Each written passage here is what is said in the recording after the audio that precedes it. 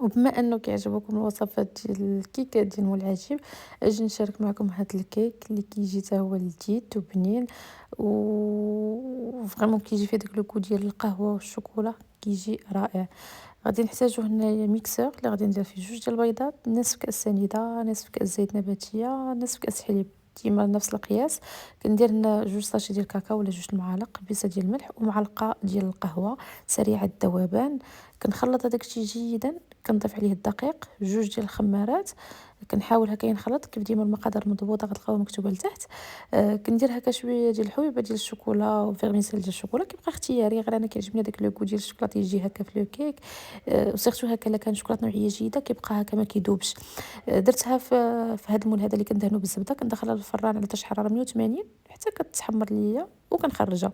بالنسبه للكريمه درت هنايا نصف لتر حليب، 2 المعالق كبار كاكاو مر، 2 المعالق كبار نشا، 2 المعالق كبار سنيده. هنا عندي صلصه ديال الكراميل ضفتها منزلي، كتبقى اختياريه، الا ما كانش ما ديروهاش.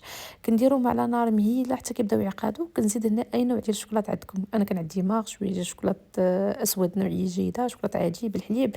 المهم اي شوكولات عندكم ضيفوه باش كيجيكم هذاك لو ديال الكريمه بنين. صافي خويا فوق من لو كيك، ما تحتاجوا كاع تسقيو الكيكه لانها كتجي فريمون هشيشه ورطبه. والتزيين كيف ديما كيبقى اختياري، بصحه وراحه، بسلام عليكم.